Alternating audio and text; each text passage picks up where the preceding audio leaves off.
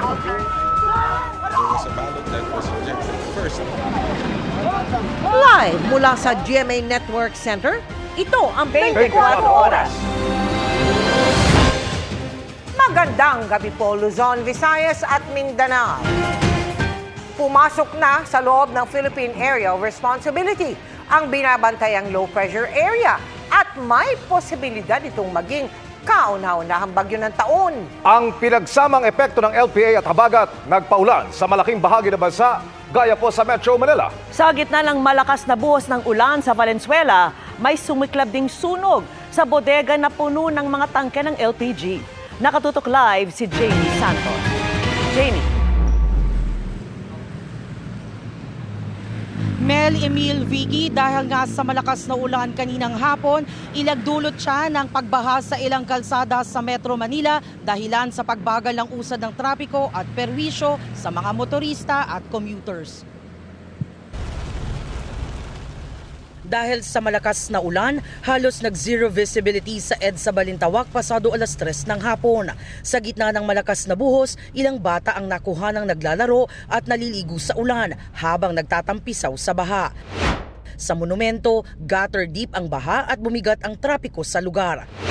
Binahari ng MacArthur Highway sa Valenzuela kaya may mga sasakyang bumuelta para makaiwas. Meron ding mga motoristang lumusong sa halos tuhod na taas ng baha. Sa Marulas, Valenzuela, halos hindi umuusad ang trapiko.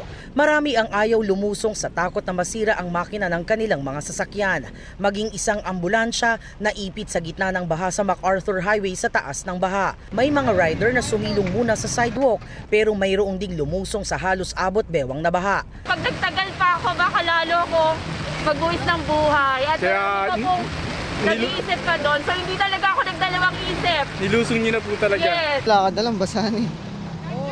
Opo. Paano po yung baha din doon? Lulusungin na lang ulit. Sa gitna ng pag-ulan, patuloy ang pag-apula sa sunog sa warehouse sa Marulas, Valenzuela City na nagsimula dakong 1:54 ng hapon. Itinaas ito agad sa second alarm pagsapit ng 2:09 p.m. At matapos lang ang ilang minuto, itinaas na ito sa ikatlong alarma. Makikitid ang mga daanan at napapalibutan ng mga bahay ang nasusunog na warehouse, kaya hirap ang mga bumbero na pasukin ang pinakagitna ng sunog. Dahil dito, may mga fire truck na pumesto na rin sa bahagi ng NLEX connector para apulahin ang apoy mula sa mas mataas at mas accessible na posisyon. Sa gitna ng pag-apula, dumagundong ang tatlong pagsabog. Ayon kay Valenzuela City Mayor Wes Gatchalian, puro tangke ng LPG ang laman ng nasunog na bodega. Dahil dito, naghigpit ang mga bumbero at pinalayo ang mga residente. Mayroong kasing mga residenteng pinupulot daw ang tangke ng mga sumabog na LPG na lubha raw delikado. Vicky, nang tumila ang ulan, unti-unti namang humupa ang baha dito sa kahabaan ng MacArthur Highway. At sa mga oras na ito, balik normal na ang daloy ng trapiko. At yan ang latest mula rito sa Valenzuela. Balik sa inyo, Vicky. Maraming salamat sa iyo, Jamie Santos. At dahil pa rin sa epekto ng LPA at habagat, pinasok ng rumaragasang baha ang ilang bahay sa Mindanao. May mga hindi rin madaan ang kalsada na kundi lubog sa baha, halos mag-zero visibility naman sa lakas ng ulan. Nakatutok live si Rafi Tima. Rafi? Mel, dito sa Metro Manila, bagamat holiday ngayon, nakakaranas ng pagbagal ng daloy ng trapiko ang ilang lansangan. Tulad dito sa aking kinaroroonan, dito sa may EDSA Northbound mula Ortigas patungo sa direksyon ng Cubao. Ang dahilan, kabi-kabilang baha na bagamat mabilis humupa, ay ramdam pa rin yung epekto hanggang ngayon.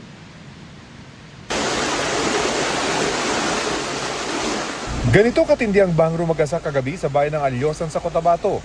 Ang malakas na agos ng tubig, tuluyang pinasok ang ilang bahay. Naabot na sa liog.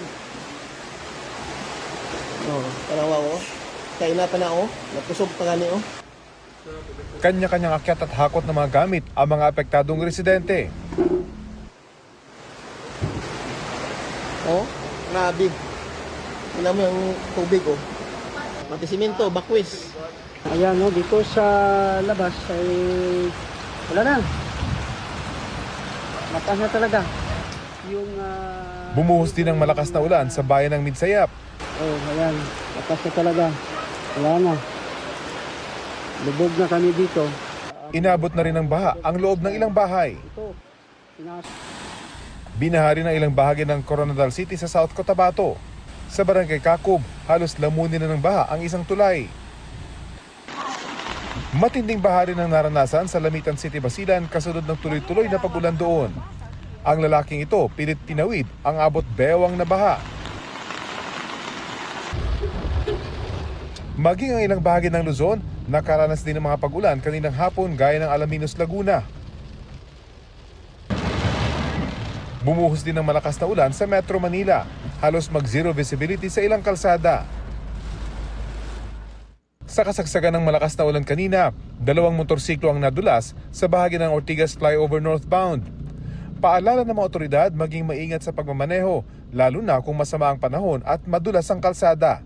Sa Antipolo, hindi madaanan ng light vehicles ang Manigman Road sa Barangay San Roque dahil sa baha. Ayon sa Pag-asa, ang mga pag-ulan sa iba't ibang panig ng bansa ay dulot ng low pressure area at hanging habagat. Nakikita natin yung mga clouds o po mga pag-ulan na yung cloud cluster niya ay defined. Not necessarily malakas pero widespread siya, so mas malawakan yung mga pag-ulan natin. Normal naman ang ganitong sitwasyon dahil tag-ulan na. Ang medyo kakaiba lang daw, late ang pagdating ng bagyo sa bansa ngayong taon. Hindi siya common pero di rin siya unusual kasi nangyari na siya before pero yung June ay relatively late as dun sa normal na mga taon natin. Kasi may mga taon din tayo na January pa lang ay nagkakaroon na tayo ng bagyo. Nag-issue ng yellow warning alert sa Metro Manila, Cavite, Bulacan, Pampanga, Batangas, Laguna, Quezon, Rizal, Zambales at Tarlac. Asahan daw ang pagbaha sa mga flood-prone areas sa mga lugar na ito. Epektibo yan hanggang 7:30 p.m.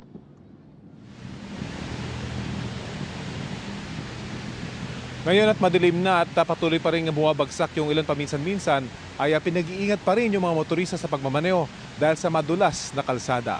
Yan ang latest mula dito sa EDSA. Mel? Maraming salamat sa iyo, Rafi Tima. Nagtangkang pumuslit palabas ng bansa ang 4 na Chinong Pogo bus umano na nag-overstay sa bansa. Matapos mabisto, 3 opisyal ng Bureau of Immigration ang iniimbestigahan dahil sa pagtulong umano sa mga dayuhan. Nakatutok si Salima Refran.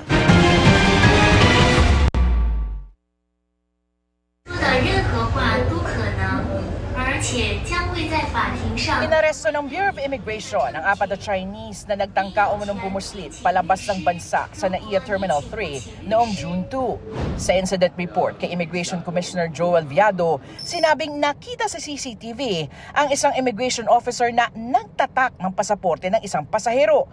Pero hindi nito pinasok ang mga detalye sa computer system ng BI. Nang magsagawa ng redundancy checks at inspeksyon sa mga boarding gate, nakitang 3 pang pasahero ang walang departure entries sa sistema ng BI kahit natatakan na ang kanilang pasaporte. Irregular din na sa business class lane sila dumaan kahit hindi mga business class passengers. Dito na nabistong nasa alert list ng 4 dahil sa koneksyon sa Philippine Offshore Gaming Operations o POGO. They used to work in POGO companies. They were supposed to leave by the December 31 deadline at hindi po sila umalis nung period na yon. Supposedly, ito po ay hindi maaaring dumaan as regular passengers, paris po ng bansa. And they are supposedly for deportation ng Bureau of Immigration. Paalis ang 4 papuntang China at Vietnam. Sa isang text message sa GMA Integrated News, sinabi ni Presidential Anti-Organized Crime Commission Executive Director Gilbert Cruz na Pogo bus ang 4 na naharang. Mga suspect daw sila sa China at may kinalaman sa pagpapatakbo ng mga kasino. 3 immigration officers naman ang inalis sa pwesto at iniimbestigahan dahil sa posibleng pakikipagsabwatan para makapuslit ang mga dayuhan. Meron pong 3 tayo na immigration officers na tinitingnan natin na maaring may suspicious activities din doon sa area.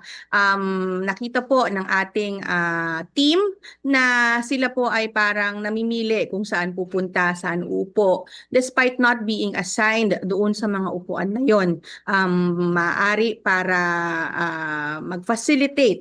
Maaari silang maharap sa parusang pagkasibak sa serbisyo at pagharap sa mga kasong kriminal. Aalamin daw ng BI kung may iba pang sangkot sa pagpapalusot ng mga dayuhan, lalo't may impormasyong 100,000 hanggang milyong piso ang gumagalaw na pera dito.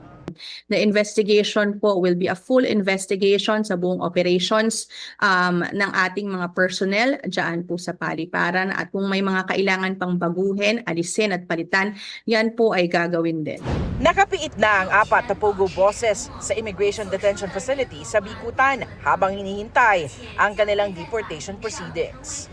Para sa GMA Integrated News, Sanima Rafran, nakatutok 24 oras.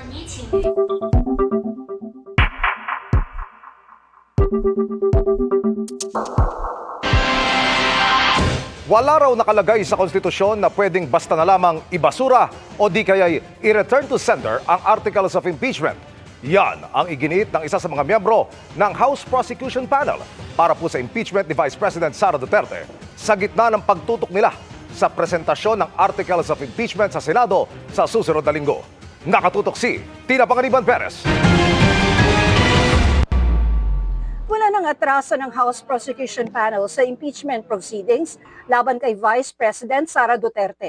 Ayon kay impeachment prosecutor Isabel Maria Zamora, walang nakalagay sa konstitusyon na pwedeng basta na lang ibasura ng Senado ang articles of impeachment, o pwede nilang bawiin ang articles of impeachment, o pwede itong ibalik ng Senado sa Kamara. Ayon kay Zamora, malinaw ang konstitusyon. Kapag may articles of impeachment, kailangan magsagawa ng paglilitis ang Senado. Returning it to sender or dismissing the impeachment complaint right away are unconstitutional acts. Ang nasa batas po natin, unang-una sa Ligang Batas, pagka-transmit po natin ng article sa Senate, tuloy-tuloy na yon. So there's no option for the senators to dismiss it. There's also no option for the House to withdraw it. Ito rin ang sabi ni Assistant Majority Leader, Representative Zia Alonto Adjo. That's not possible kung i-withdraw yan natapos na po yun ng House of Representatives. We have voted on the impeachment articles of impeachment. Ano naman yung magiging message yun sa ating taong bayan? No? Na urong-sulong. Ayon kay impeachment prosecutor Representative Isabel Maria Zamora, nakatutok ang House Prosecution Panel sa paghahanda para sa gagawing presentasyon ng articles of impeachment sa Senado sa June 11. Katunayan, lahat daw silang 11 prosecutors ay inaasahang dadalo. Sabi ni Zamora, nakapag-practice na raw si impeachment prosecutor at Batangas 2nd District Representative Jervy Luistro ng pagbabasa ng articles of impeachment kasama ang private prosecutors. Napag-usapan din anya ng House Prosecution Panel ang draft resolution ni Senator Bato de la Rosa na nagbabasura sa articles of impeachment. The mere fact na nag-draft sila ng isang resolution that openly violates the Constitution is shocking for us. Hininga namin ng reaksyon ukol dito si Senador de la Rosa pero hindi pa siya tumutugon. May ikinakasa ng prayer vigil ang ilang grupo para ipagdasal ang Senado na ituloy ang impeachment trial ni Vice President Duterte. Para sa GMA Integrated News, Tina Panganiban Perez, nakatutok 24 oras. Nagpalitan ng radio challenge ang Pilipinas at China sa gitna ng isinagawang maritime patrol ng BRP Andres Bonifacio. Kasunod yan ng na-monitor na pagdaan ng warship at 2 militia vessel ng China sa Panata Island at paglapit nito sa barko ng Pilipinas. Nakatutok si Chino Gaston. Sa pangatlong araw ng Embedded Maritime Patrol ng AFP sa Kalayaan Island Group, nagpakita ang isang Jiangkai-class frigate ng China na may bow number 525 kasamang 2 Chinese maritime fishing vessel mag-aalas 8 kaninang umaga. Na-detect ng BRP Andres Bonifacio ang Chinese warship habang dumaraan ito sa may Panata Island. Lumapit ang Chinese warship at agad itong ni-radio challenge ng BRP Andres Bonifacio. Chinese warship 525, this is Philippine Government Vessel 17. You are within the Philippine Territorial Sea. You are state party of UNCLOS. You are endangering the relationship of our country. Leave immediately. Over. Hindi raw agad sumagot ang Chinese vessel pero matapos ang ilang ulit na challenge, sumagot na rin ito. Lumapit daw ng 4.6 nautical miles ang barko ng China pero wala naman itong ibang ginawa kundi mag-counter radio challenge. We conducted the standard radio challenge within the territorial waters of Panata Island. They counter challenge and we counter challenge that Panata Island and KIG is part of the Philippines. Once we issued our radio challenge, they immediately changed their course going to Subi Reef. Hindi na bago para sa mga kapitan ng Philippine Navy ang mga ganitong biglaang pagsulpot ng mga Chinese warships sa West Philippine Sea. Minsan nga, sobrang lumalapit daw ang mga Chinese warship. Sa mga oras na ito, kritikal na masunod daw ang rules of engagement alinsunod sa polisiya ng gobyerno para hindi sumiklab ang karahasan. One action of the tactical units which is kami po is will escalate or de-escalate a certain situation. So kung ano po yung binigay sa amin na ROE, stick po kami doon, and if ano yung general ng government natin, yun po yung sinusunod namin, sir. Although yung pressure na dyan, sir, pero that's why we are trained, sir. We are trained to have a decision na mag-conduct ng thin line para to avoid any action na magiging detrimental naman po sa government natin. Sa kabuuan, naging matagumpay ang maritime patrol ng BRP Andres Bonifacio sa kabila ng pagkansela ng nakatakdang aktibidad bukas dahil sa low pressure area. We were able to show the public two things. One is the heroism and sacrifice ng ating mga tropa, kung gaano sila nagtitiis na malayo sa pamilya, pero at the same time nagagampanan pa rin yung misyon ng Sandatahang Lakas ng Pilipinas na protektahan at i-uphold itong sovereignty natin dito sa different areas. Nangako ang AFP na sa mga darating na panahon ay dadagdagan pa at pagagandahin ang mga pasilidad sa mga maritime outposts sa KIG para mapagaan ang buhay ng mga sundalong nadidistino dito. Mula rito sa Kalayaan Island Group, Chino Gaston nakatutok, 24 oras. Gustong ipabuwag ni Senador Jinggoy Estrada ang implementasyon ng senior high school na anyay dagdag gastos at pasakit lang sa mga magulang at guro. Ang sagot ng DepEd sa pagtutok ni Mark Salazar. Mahigit isang dekada na ang implementasyon ng K-12 pero tanong hanggang ngayon kung naging epektibo ito. Hindi, sabi ni Senador Jinggoy Estrada, kaya may panukala siyang buwagin na ang senior high school at ibalik na lang ang dating K-10. Dagdag gastos lang din daw ito sa magulang at dagdag pasakit sa mga overworked teachers. Sang-ayon si Joy bilang magulang na pagkatapos ng grade 10, diretso college na. Para sa akin talaga parang gusto ko college na eh. Kasi yung 2 taon parang sayang din eh. Tapos yung gastos pa, pamasahe, baon, tapos yung mga binibili pong kailangan sa project na dapat nasa college na, nahirap po para sa amin din po. Na lalo na asawa ko lang yung nagtatrabaho. Pero ang mga anak ni Joy na nasa senior high, hindi sang-ayon sa kanya at kay Senador Estrada. Parang mas pressure po. Sa ngayon po kasi yung K-12 po, ayun po yung parang advanced study ng para sa college po ng mga estudyante po ngayon. Parang doon po tinitrain kami sa darating na college at para rin po decide kung ano po ba talaga yung course na gusto mo.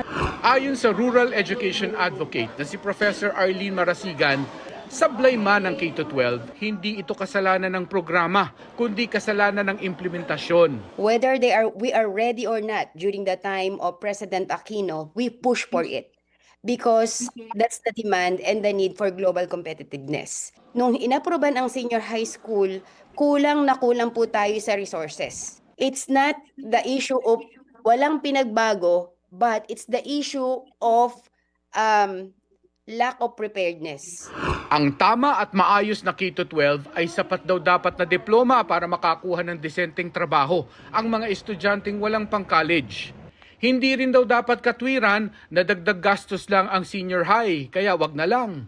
Kung ang gobyerno ay nakakaya nila magbigay ng akap at tupad financial assistance, the more that they should refocus the fund to these senior high school marginalized students. Aminado naman ng Department of Education na sablay ang 12 taong implementasyon ng K-12. Dahil dyan, ayon kay Secretary Angara, sa pagbubukas ng klase sa June 16, may pilot implementation ang DepEd sa 800 eskwelahan ng bagong senior high school curriculum. Ang mga ganitong evaluation at recalibration ng K-12 ang matagal na raw hinihingi ng mga education stakeholders. Wala po tayong short-term and mid-term evaluation and pumasok na po tayo sa 10-year or 1-decade evaluation, and that is the year 1 and year 2 of EDCOM report. Kaya po nahirapan pong mag-recalibrate ang ating mga government agencies. Tungkol naman sa panukala ni Senador Estrada na buwagin ng senior high school, ipapaubaya na raw iyan ng DepEd sa Kongreso. Para sa GMA Integrated News, Mark Salazar, nakatutok 24 oras. Happy Friday, chikahan mga kapuso! The ship is sailing! Ngayong mas lumalalim ang pakikitungo sa isa't isa ni ng mga batang Rila stars Jillian Ward at Rahil Birria on and off cam. Looking forward nga daw sila palagi na magkasabay ang schedule sa taping. Makichika kay Lars Santiago.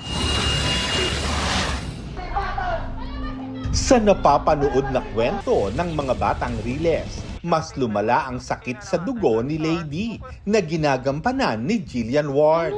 Kaya naman si Sig, played by Rahil Birria, sobrang nag-aalala. Yun nga po, abangan nila kung ano pong gagawin ni Lady, kung ipaglalaban niya ba yung buhay niya para kay Jello na kapatid niya at kay Sig, or talagang mag-give up na po ba si Lady. Off-cam, malaki at maganda raw ang naging pagbabago sa relasyon ni Jillian at Rahil.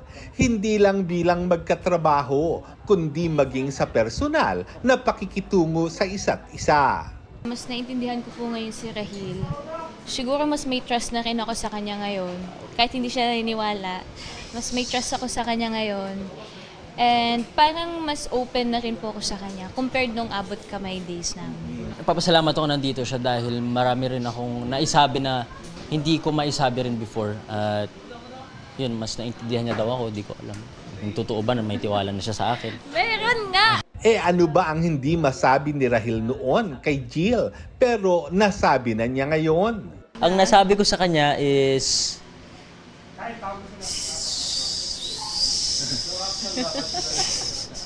Bahala ka dyan.